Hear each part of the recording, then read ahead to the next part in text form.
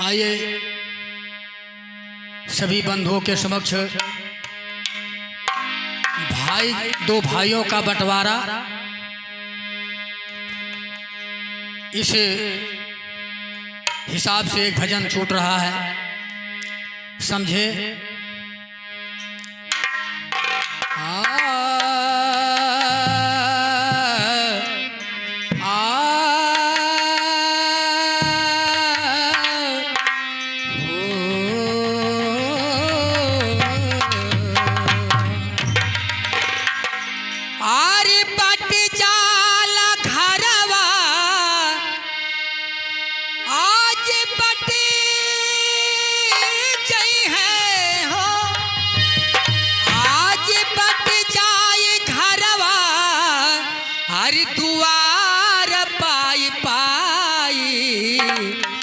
चकरा में दादा रही है, चकरा में माँ।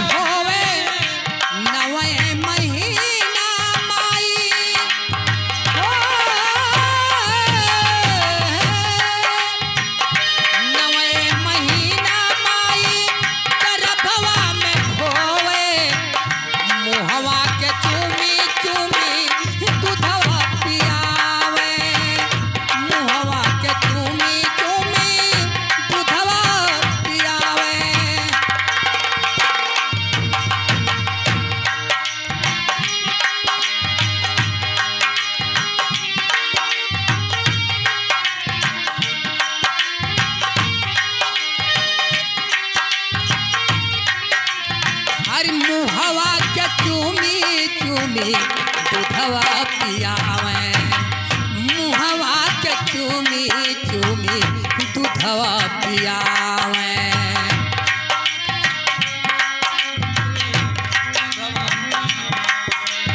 अरे ये कहीं माई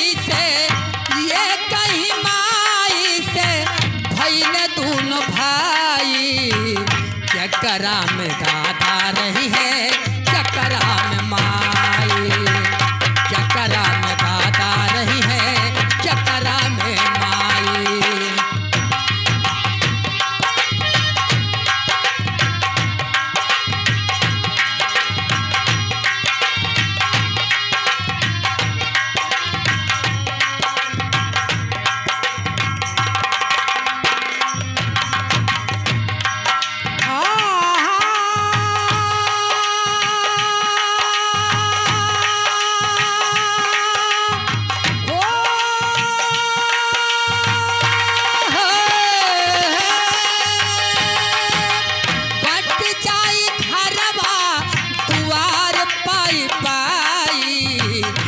चकरा में दादा रही है, चकरा में माई, चकरा में दादा रही है, चकरा में माई।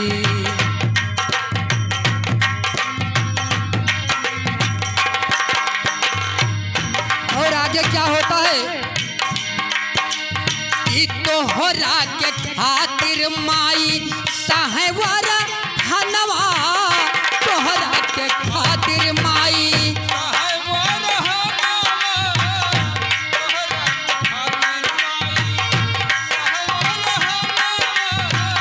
तू के पढ़ावई बदे दे चली कहनवा, तुही के पढ़ावे खातिर दे चली कहनवा।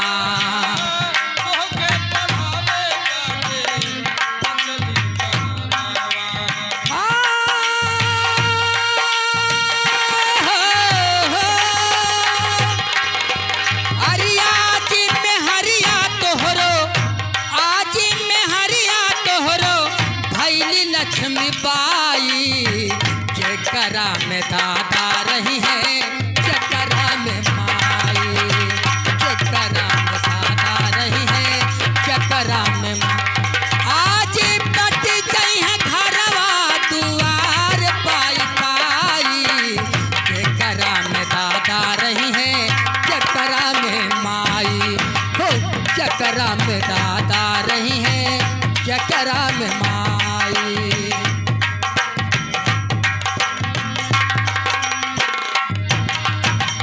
होला बरसात चुए घरया वसरिया, होला बरसात, होला बरसात,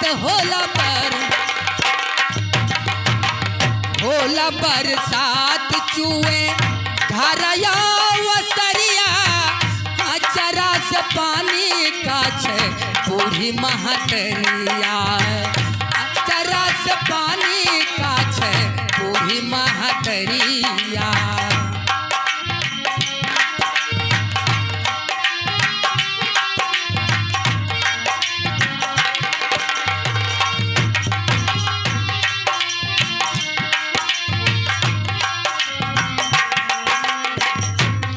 आज गिर गई जमीन मैया, गिर गई जमीन पे मैया, केहू ना उठाई, जकरा में दादा रही है, जकरा में माई, जकरा में दादा रही है, जकरा में माई।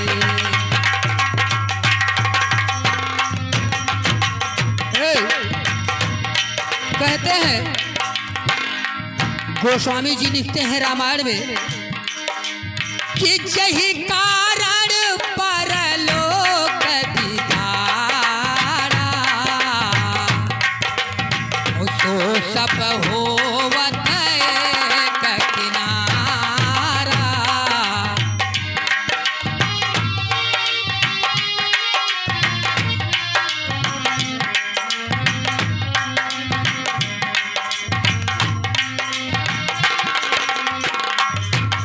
प्रेमियों, इस संसार में कोई किसी का नहीं है। घर, खेती, रुपया, पैसा, बेटी, बेटा, लोग, कुटुंब, परिवार जितना देखो सब माया ही है। ये आपके हमारे हाथ आने वाले नहीं हैं। इसलिए हमारे श्री सद्गुरु साहब कहते हैं कि अपने स्वरूप को समझो, क्योंकि तुम्हारे इस स्वरूप के अंदर, तुम्हारे हाड़ मांस चमड़े के अंदर आखिर ये कौन सा शक्ति बोल रहा है? बस वही सत्य है जो बोल रहा है। यदि छोड़ देगा तो संसार नाश्वर हो जाता है। आइए बोलिए आनंद कंद भगवान की। आइए छोटा सा भजन वैष्णव में लेकर के चल रहे हैं, ध्यान दे और आनंद ले।